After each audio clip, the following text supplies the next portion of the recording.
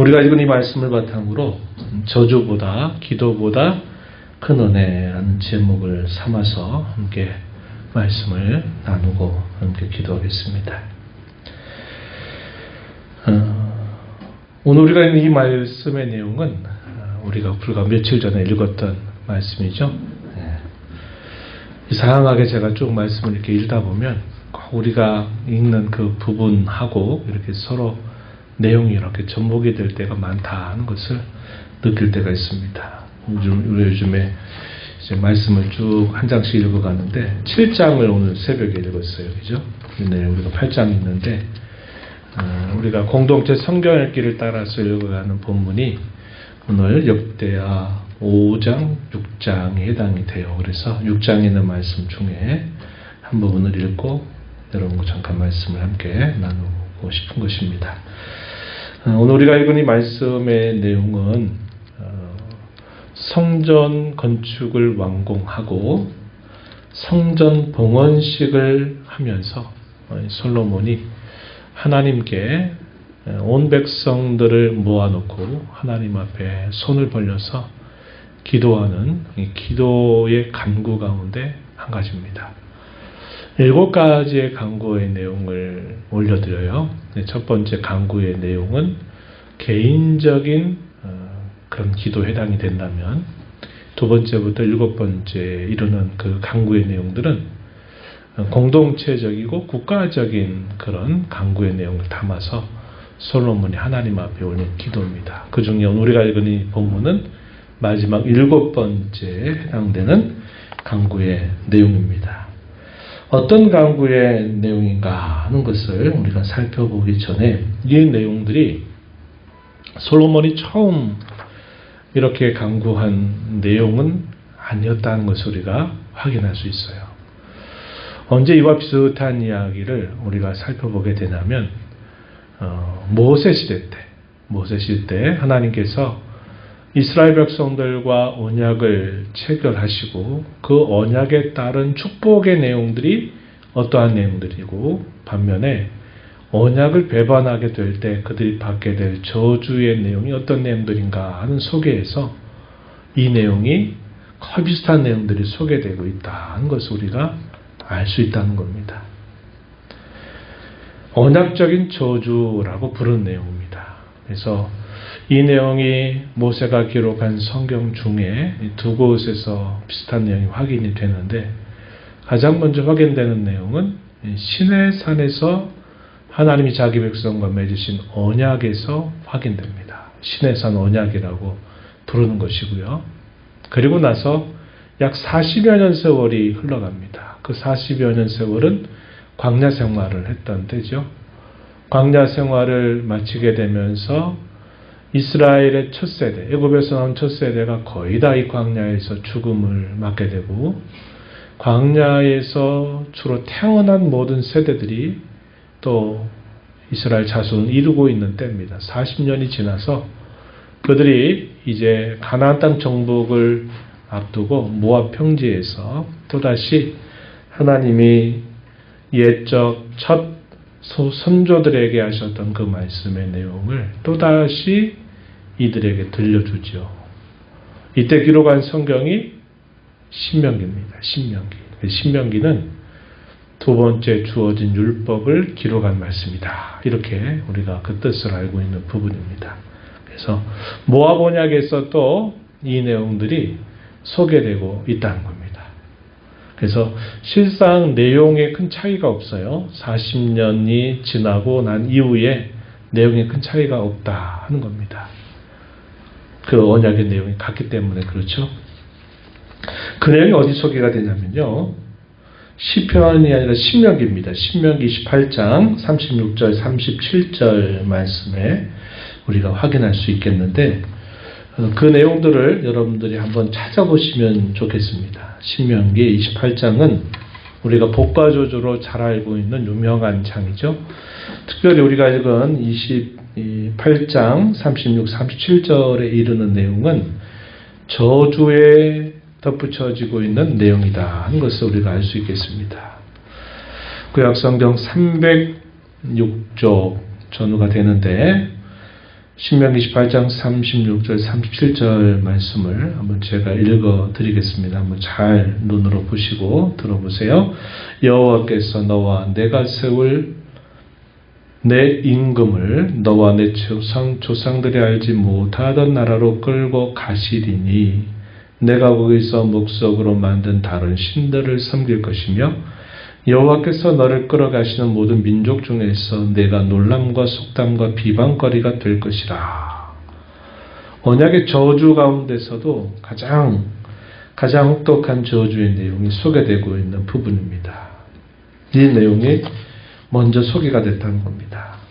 그래서 오늘 우리가 읽은 이 본문 속에서 솔로몬이 성전을 봉헌하면서 드렸던 기도의 내용과 아주 비슷한 내용을 일찍이 모세가 그런 내용을 소개하고 있다는 것입니다. 이것은 언약적인 저주죠. 다시 말해서 하나님과 그 백성 사이에 세운 언약을 그들이 잘 지켜나가게 되면 그들이 복을 넘치도록 받게 될 것이다.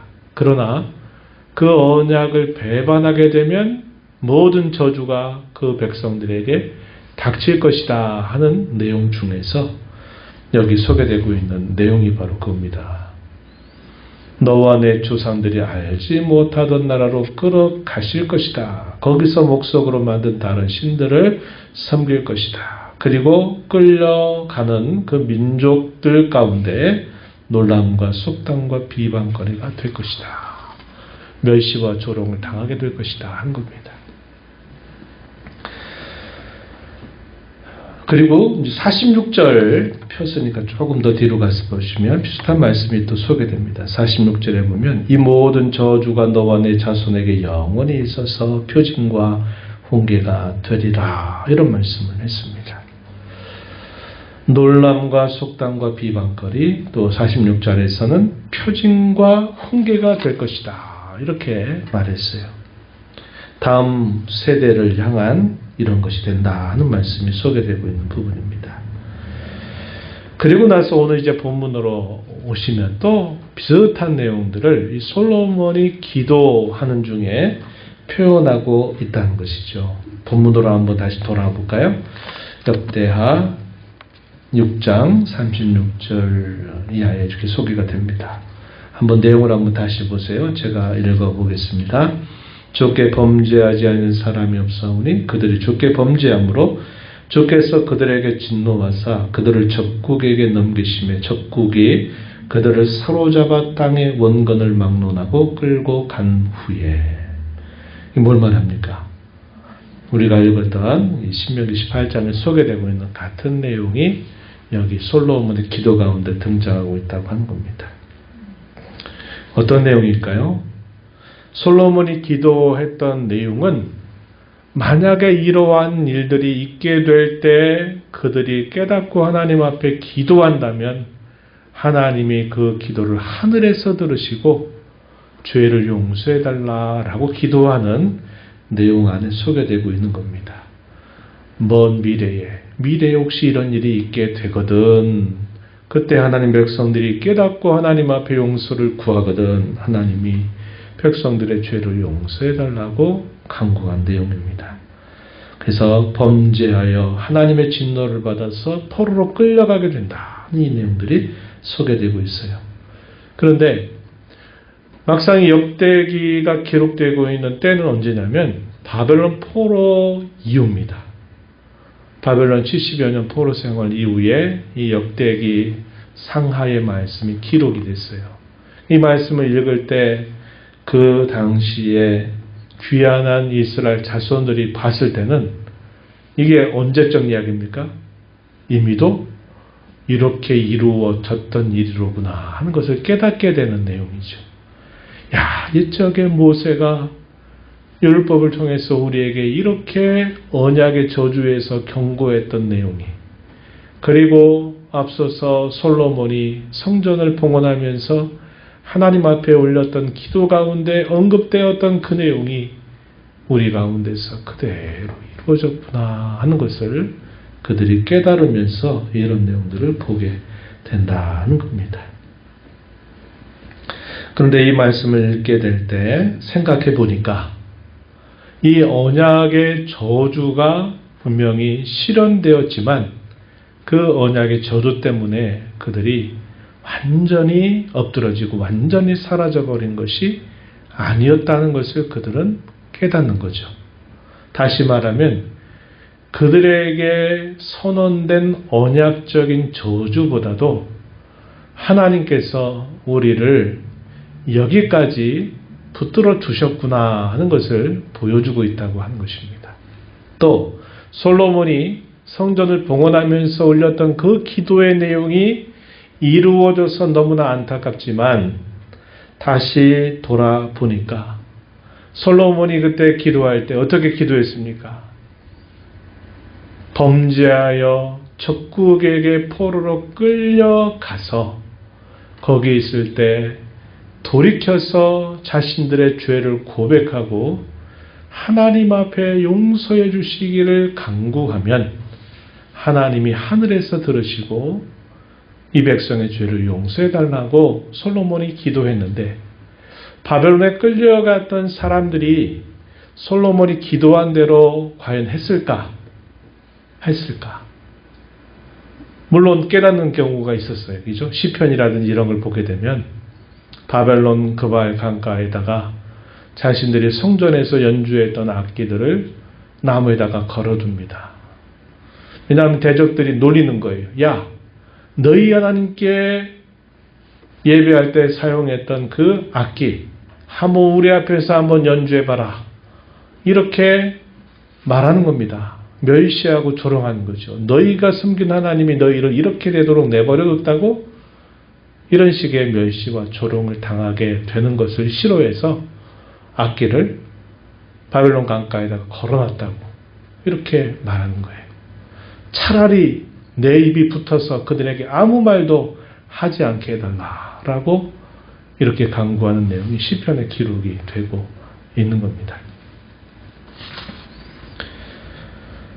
처음에 몇몇 백성들은 깨달았을 거예요. 그러나 에스겔서를 우리가 이제 나중에 읽게 될 텐데요. 이 에스겔은 포로로 끌려갔던 그 백성들의 그 당시의 역적인 실상이 어떠한가를 너무나 적나라하게 보여줍니다. 그러니까 그들이 하나님의 징계를 받아서 바닥까지 낮아짐에도 불구하고 여전히 그들의 마음은 겸비하지 못하고 깨닫지 못하고 그들의 마음은 더 완악해져 있는 그 모습을 에스겔서가 보여주고 있거든요. 그러면 오늘 이 말씀에 따라서 솔로몬이 혹시 먼 미래에 이런 일이 있게 됐을 때 이 백성이 깨닫고 돌이켜서 온 마음과 온 정성으로 하나님 앞에 잘못했다고 용서해달라고 기도한다면 하나님이 들어주셔서 용서해달라고 솔로몬이 기도했지만 실상 바벨론으로 끌려간 대다수의 사람들은 그 끌려간 중에도 그들의 마음이 겸비하고 낮아지고 하나님을 구하는 일에 있어서는 제대로 하지 않았다는 겁니다. 그럼에도 불구하고 하나님은 어떻게 해주셨습니까? 그들이 포로로 끌려가기 전부터 예레미야를 통해서 말씀해 주셨어요. 바벨론에서 70년이 차면 하나님께서 이 백성들을 다시 돌아오게 해주실 것이다 라고 예언하셨던 것처럼 하나님은 그 백성들이 진정으로 회개하고 깨닫고 하나님께 용서해달라고 간절하게 기도해서 하나님이 그들을 바벨론으로부터 건져주셨던 것이 아니라 그렇게 하지 못했음에도 하나님 그 백성들을 다시 예루살렘으로 돌아오게 해주셨다는 것을 하나님이 해주신 거죠. 그래서 이 말씀을 읽는 당시에 포로 생활로부터 귀환한 하나님 백성들이 볼 때 어떤 마음이 들었느냐. 한편으로는 우리가 살았던 이 바벨론 세월이 바로 이러한 내용이었구나 하는 것을 깨달으면서 또 한편으로는 우리가 이렇게 다시 이 땅을 밟게 된 것, 이곳에 또다시 무너졌던 성전을 다시 세울 수 있는 것, 이것이 우리의 죄보다도 우리가 하나님 앞에 어떻게 했기 때문에 우리가 한 행위보다도 하나님이 더 많은 은혜를 우리에게 부어주셨구나 하는 것을 그 백성들이 깨닫게 된다는 겁니다. 그래서 제목을 저주보다도 큰 은혜, 기도보다도 큰 은혜, 이런 제목을 붙였다 한 것입니다. 하나님은 자기 백성들을 향한 그 사랑과 그 언약을 바꾸지 않는 분이셔서 그들이 받은 저주를 복으로 바꾸어 주시는 하나님이시다 하는 것을 보여주고, 그들이 회개하고 하나님 앞에 참되게 돌이키지 않았어도 그 백성들을 여전히 긍휼을 베푸셔서 하나님의 땅으로 다시 돌아오게 해주신 분이시구나 하는 것을 보여주고 있다 하는 겁니다. 우리가 이 말씀을 보면서 헤아릴 수 없는 하나님의 큰 은혜, 그것이 빛나고 있구나 하는 사실을 우리는 깨닫게 되는 겁니다. 하나님의 은혜는 저주보다도 크고 그들이 한 행위보다도 훨씬 더 크구나 하는 사실을 우리가 알게 된다는 겁니다. 우리가 살아온 삶을 되돌아보면 어떨까요? 우리가 하나님 앞에 믿음 생활 잘해서, 우리가 하나님 앞에 기도 잘해서 하나님이 위기와 어려움과 많은 공고함으로부터 하나님 우리를 건져주신 것이 아니었습니다. 어쩌면 많은 저주와 위기와 낙담과 절망의 눈앞에 또 늪에 빠지듯이 헤어나올 수 없는 저와 여러분이었었는데, 하나님께서 그런 모든 것들로부터 우리를 건져주셨다고 하는 사실을 우리는 알게 돼요. 그래서 옛 이스라엘 백성들에게만 아니라 오늘 영적인 이스라엘로 부름받은 저와 여러분에게 있어서도 하나님은 저주보다도, 우리가 하나님 앞에 행한 것보다도 비할 수 없을 만큼 큰 은혜를 우리에게 베풀어 주셨다는 것을 알게 됩니다. 그래서 우리는 이 하나님의 은혜에 감사하면서 살아야 되겠다 하는 것이고요.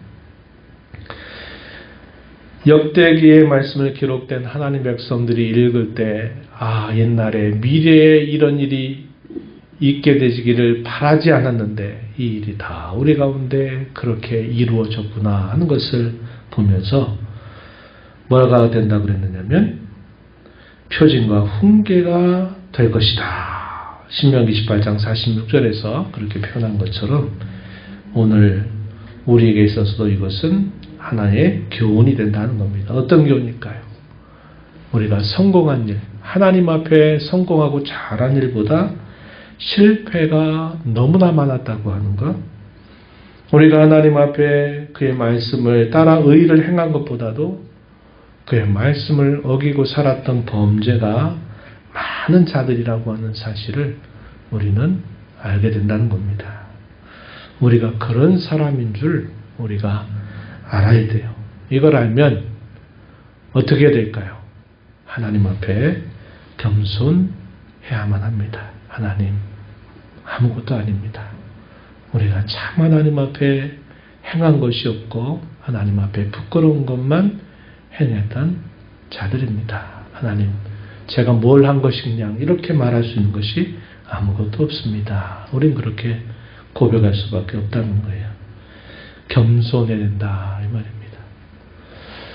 우리가 지난 스승을 생각하는 주일에서도 예수님이 제자들을 가르칠 때 자기 절망, 자기 실패에 대한 그 교훈을 그들의 발판으로 삼아서 내 힘으로 되는 일이 아니구나.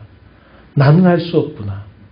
하나님이 도와주시지 않으면, 하나님이 붙잡아 주시지 않으면 난 아무것도 할 수 없구나를 알고 무엇을 하든지 하나님을 의지하고 행할 때 참 제자의 길을 걸어갈 수 있다 하는 것을 우리가 살펴봤는데, 여기서도 마찬가지입니다. 우리가 하나님 앞에 겸손해야 돼요. 하나님 앞에 우리의 실패가 많다는 것, 불의가 많고 죄가 많다고 하는 것을 우리가 안다면 하나님의 도움을 우리가 늘 붙들고 의지하는 겸손을 우리가 잊지 말아야 합니다. 그것을 우리가 배우게 되고, 마지막으로는 겸손하다고 하는 것은 다르게 말하면 하나님을 부지런히 구하는 겁니다. 하나님 인도해 주세요. 하나님 도와주세요. 하나님 의지합니다. 하나님 나를 도와주시고 하나님의 뜻대로 이끌어 주세요. 나의 힘이 되시고 나의 지혜가 되어 주세요. 라고 우리가 부지런히 하나님을 구하는 자세를 갖는 것이 하나님 앞에 겸손하다라는 모습이다 하는 것을 우리가 배우게 됩니다. 솔로몬이 기도할 때 어떻게 기도했어요? 하나님, 이 백성들이 적국의 포로로 끌려가게 되어서 돌이켜서 하나님을 향해서 죄를 고백하고 하나님을 향하여 마음을 향하게 되어 기도하거든 용서해 달라고 솔로몬이 기도했죠. 우리가 어떻게 해야 되느냐? 일상 속에서 하나님을 부지런히 구하고 찾아야 합니다.